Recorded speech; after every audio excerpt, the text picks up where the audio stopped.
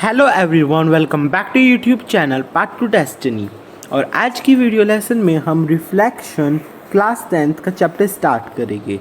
So learners, are you ready? Let's get started.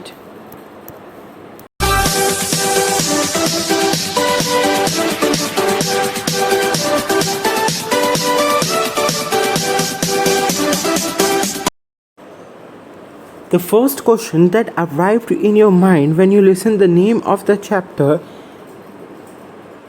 reflection is that what is reflection?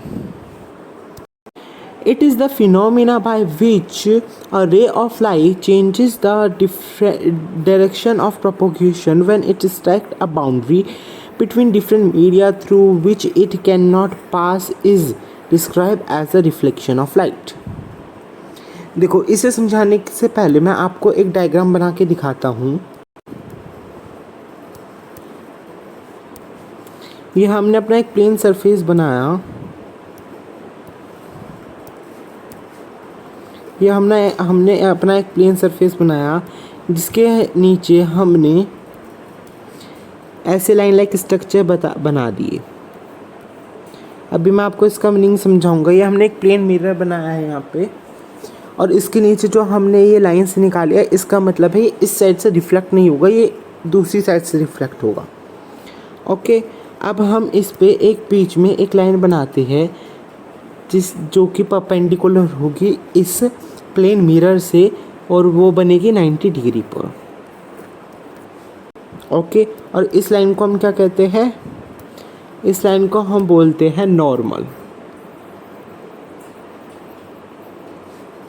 Okay, अब हम देखते हैं for example कि एक लाइट जो है वो इस साइड से हमारे मिरर पे आई और फिर वो रिफ्लेक्ट होके यहाँ पे जा रही है।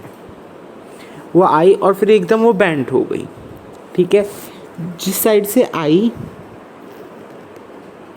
उस साइड हम आने का एरो लगा देंगे सरफेस की साइड, और जिस साइड से गई उस साइड हम जाने का एरो लगा देंगे।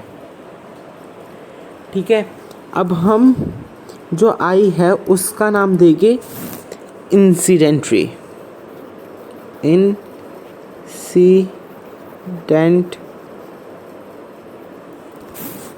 इंसिडेंट रे, एंड जो गई है वापस उसे क्या कहेंगे हम? रिफ्लेक्टेड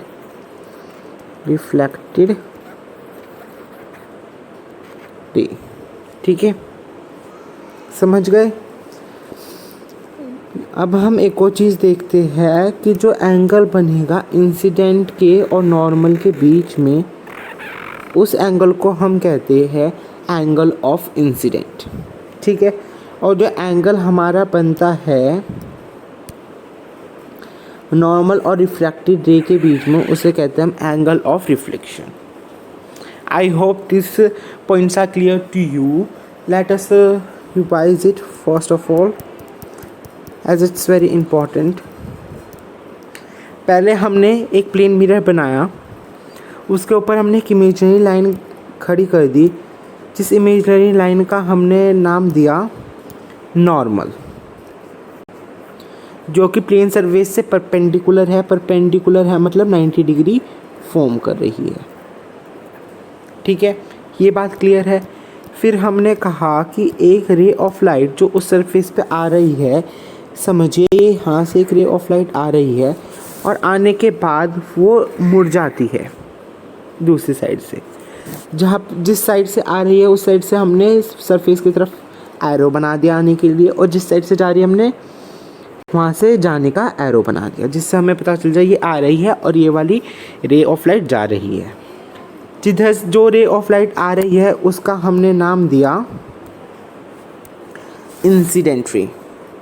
क्या दिया? Incident ray. और जो गई उसका नाम क्या दिया हमने? Reflected ray. I hope this are clear to you. और फिर इसके बाद हमने एक और बात कही। क्या कहा हमने? जो इंसिडेंट रे है और नॉर्मल है, इन दोनों के बीच का जो एंगल बनेगा इसे कहेंगे हम एंगल ऑफ इंसिडेंस, और जो एंगल बनेगा हमारे नॉर्मल और रिफ्लेक्टेड रे के बीच में उसे हमने कहा एंगल ऑफ रिफ्लेक्शन। ये है हमारा एंगल ऑफ इंसिडेंट और ये है हमारा angle of reflection. I hope this is clear to you.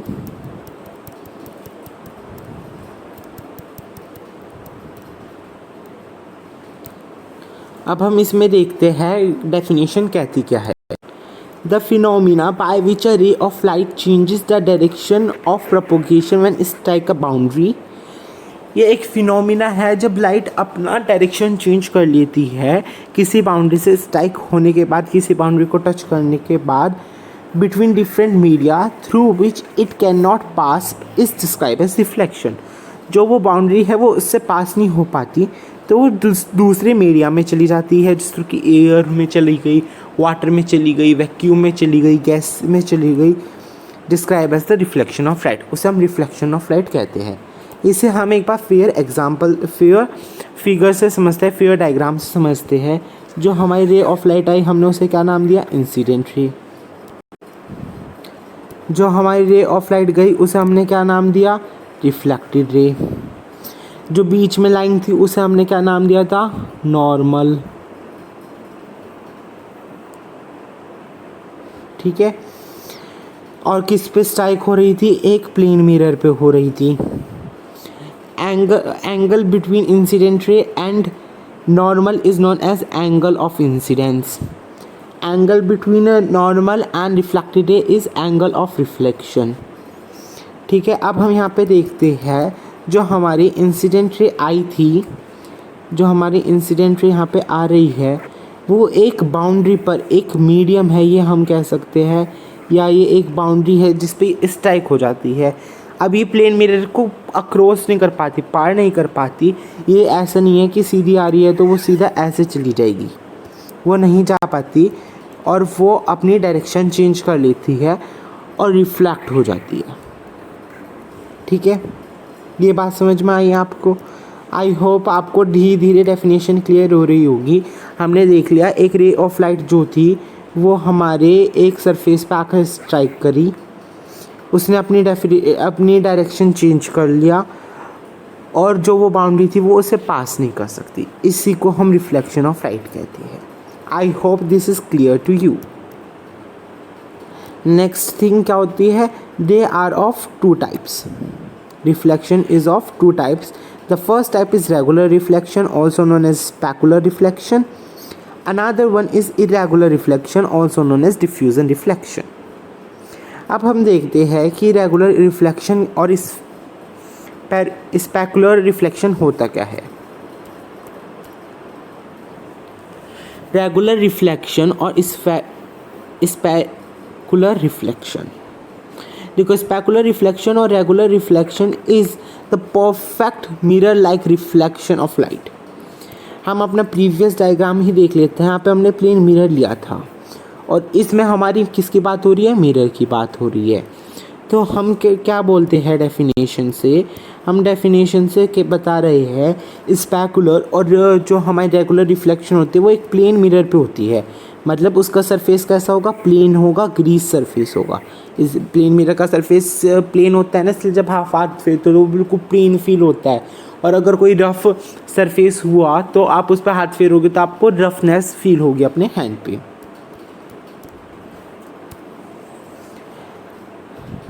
Regular reflection is the reflection of light ray when they meet or fall on a smooth or a uniform and greasing surface.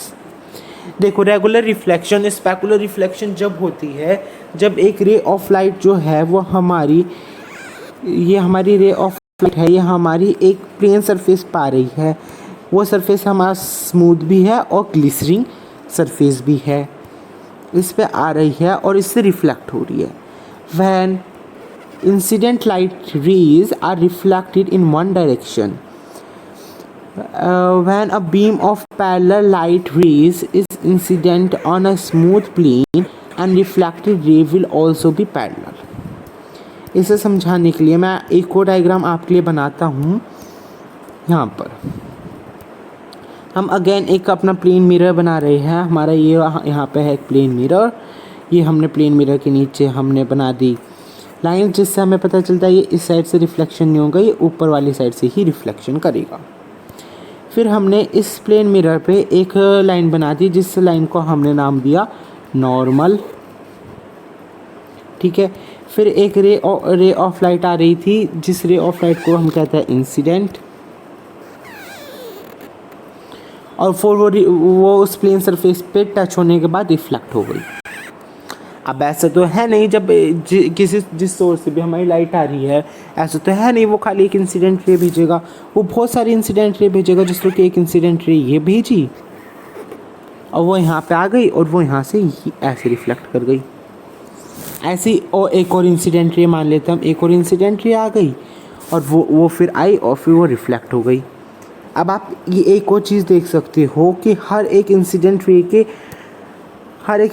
रे के लिए हमारी जो normal है वो change हो जाती है। इसके लिए नॉर्मल हमारी यहाँ पे बनेगी और इसके लिए हमारी नॉर्मल यहाँ पे बनेगी, है ना। तो normal is just an imaginary line. हम देख लेते हैं कि लाइट आती है, पैरेलल इंसिडेंट रेज आ रही है और पैरेलली रिफ्लेक्टेड रे जा रही है, और angle of incident is equal to angle of reflection होता है। यही बात हमारी डेफिनेशन में कही गई है। इन्होंने डेफिनेशन में कहा है कि जो बीम ऑफ लाइट होगी वे पैरेलल होगी, जो कि इंसिडेंट रे की बीम ऑफ लाइट है वे पैरेलल होगी इंसिडेंट की, जब वे स्मूथ और प्लेन सरफेस पे आ जाएगी और रिफ्लेक्ट होने के बाद वे रिफ्लेक्टेड रे भी पैरेलल रहेगी। ये चीज़ हमने देख ली। अब हम रेगुलर रिफ्लेक्शन और स्पेकुलर रिफ्लेक्शन के एग्जाम्पल देख लेते हैं। Regular reflection in a mirror, a water surface और हाईली पॉलिश फ्लोर जो हमारा बहुत ज़्यादा पॉलिश वाला फ्लोर होता है, जिसमें आप कहते हो ना कि यार ये पत्थर तो चमक गया, ये जो फ्लोर है ये तो चमक रहा है, शाइन कर रहा है, ऐसा floor. These are the perfect example of regular reflection.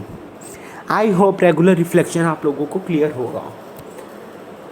अब हम इरेगुलर रिफ्लेक्शन पे जाने से पहले हम एक और डायग्राम बनाते हैं। हम पहले बनाते हैं एक सरफेस, पर वो सरफेस इस बार प्लेन नहीं होगा। The surface will not be plane, the surface will be like this, irregular. हमने यहाँ पे फिर लाइंस बनाई जिससे हमें पता चलता है इस साइड से रिफ्लेक्शन नहीं होगा। ये लाइन ड्रॉ करना डायग्राम बनाते हैं is very common and very important at the same time. अब हम नॉर्मल भी बना लेते हैं जिस तरह की, अगर हमारा यहाँ पे इरेगुलर सरफेस है और हमने एक नॉर्मल तो यहाँ पे बनाई, एग्जाम्पल में ही हम एक नॉर्मल यहाँ पे बना लेते हैं, ठीक है। अब हम ना देखते हैं कि एक हमारी इंसिडेंट रे आई, आने के बाद वो रिफ्लेक्ट हो गई। अब जो हमारी यहाँ पे आएगी वो भी ऐसे रिफ्लेक्ट हो जाएगी। हाँ, ऐसे करके जो रे ऑफ लाइट होती है वो रिफ्लेक्शन के बाद क्या कहते हैं हम, वो नहीं रह पाती, वे इक्वल नहीं रहती। जिससे कि हमारी यहाँ पे इंसिडेंट रे आई, रिफ्लेक्ट होकर रिफ्लेक्टेड रे बन गई। अब जो हमारा यहाँ पे हमारा एक और नॉर्मल हम मान लेते हैं है यहाँ पे, एक और नॉर्मल है हमारा यहाँ पे। अब हम ले लेते हैं इंसिडेंट रे आई, इंसिडेंट रे आई और रिफ्लेक्ट होके रिफ्लेक्टेड रे गई। अब आप यहाँ पे देख रहे हो जो लाइंस है वे पैरेलल नहीं होगी क्योंकि जो सरफेस है वो इरेगुलर हो गया। अब हम डेफिनेशन पढ़ते हैं। आई होप आपको इरेगुलर रिफ्लेक्शन के लिए हिंट मिल गया होगा कि इरेगुलर रिफ्लेक्शन होता क्या है। Irregular reflection or diffusion reflection take place when the ray of light or incident on a wall or a wood which is not smooth or polished। Same चीज़ मैंने आपको यहाँ पे कही कि ये वाला जो हम बना रहे हैं स्मूथ भी नहीं है, ये पॉलिश भी नहीं है, ये इरेगुलर शेप का है, ठीक है। In this case the different portions of surface reflect the incident light in different direction. देखो यहाँ पे आई लाइट, ये नॉर्मल था, इस पे लाइट आई ये गई, अब ये नॉर्मल आ गया, इस पे लाइट आई ये गई। एंगल ऑफ इंसिडेंस इस वाले केस में एंगल ऑफ रिफ्लेक्शन के इक्वल तो होगा, पर अगर हम देखें कि इंसिडेंट रे आई तो पैरेलल थी और जा रही है रिफ्लेक्ट होके पैरेलल नहीं रह पा रही है, तो इस केस को हम इरेगुलर रिफ्लेक्शन और डिफ्यूजन रिफ्लेक्शन कह देते हैं। In such case not definite image is form but the surface become visible it is commonly known as scattering of light. ऐसे केस में क्या होता है, हमारी इमेज नहीं बन पाती। अब आपने जितने भी मिरर्स देखे होंगे वे सब प्लेन मिरर है, उन सब में वे स्मूथ प्लेन मिरर्स है, वे इतने स्मूथ हैं, उन पर लाइट रिफ्लेक्ट हो जाती है ना। और आपने कभी देखा है कि जो मिरर है उसका सरफेस इरेगुलर हो गया या अनपॉलिश हो गया, स्मूथ नहीं है, बहुत रफ है, ऐसा होता नहीं है, क्योंकि ऐसे सरफेस पर हमारी इमेज फॉर्म नहीं हो पाती है। तो हमारे यही कहा गया है, ऐसे सरफेस पे कोई इमेज फॉर्म नहीं होगी, पर जो वो सरफेस होगा वो विजिबल बन जाएगा क्योंकि लाइट उस पर गिर रही है, और इसे हम कॉमनली कहते हैं स्कैटरिंग ऑफ लाइट। तो I hope scattering of light, irregular reflection और डिफ्यूज रिफ्लेक्शन आपको क्लियर हो गया होगा। एक फेयर फिगर से भी समझ लेते हैं। देखो, आप इसमें आराम से देख सकते हो कि रेगुलर रिफ्लेक्शन और डिफ्यूज या इरेगुलर रिफ्लेक्शन में क्या डिफरेंस है। रेगुलर रिफ्लेक्शन, जिसका दूसरा नाम हमारा स्पेकुलर रिफ्लेक्शन है, और डिफ्यूज रिफ्लेक्शन, जिसका दूसरा नाम हम इरेगुलर रिफ्लेक्शन भी कहते हैं, उन दोनों के बीच में आप इसमें डिफरेंस देख सकते हैं। यहाँ पे हमारा प्लेन स्मूथ ग्रिसलिंग सरफेस है, इसलिए जो इंसिडेंट रे है वे रिफ्लेक्ट होने के बाद, जो पहला इंसिडेंट रे है वे रिफ्लेक्ट होने के बाद पैरेलल रिफ्लेक्टेड रेज बना रहा है। पर अगर आप यहाँ पे देखते हो तो पैरेलल इंसिडेंट रे आ तो रही है, यहाँ पे आने के बाद ऐसे चली गई, ये वाली आई ऐसे और यहाँ से आने के बाद यूँ चली गई, ये वाली आई ऐसे और यूँ चली गई। तो देखो आप कितना डिफरेंस बढ़ रहा है। आ तो इंसिडेंट रे है पैरेलल, पर जा कैसे रही है, जो जा रही है रिफ्लेक्टेड रे वे पैरेलल नहीं है ना। तो आई होप आपको इन स्फीयर डायग्राम्स और डेफिनेशन से रेगुलर और इरेगुलर रिफ्लेक्शन भी क्लियर हो गया होगा। That's all for today's video, and in next video lesson we'll continue our chapter. Till then, take care, hit the like button and subscribe to my channel. Have a nice day.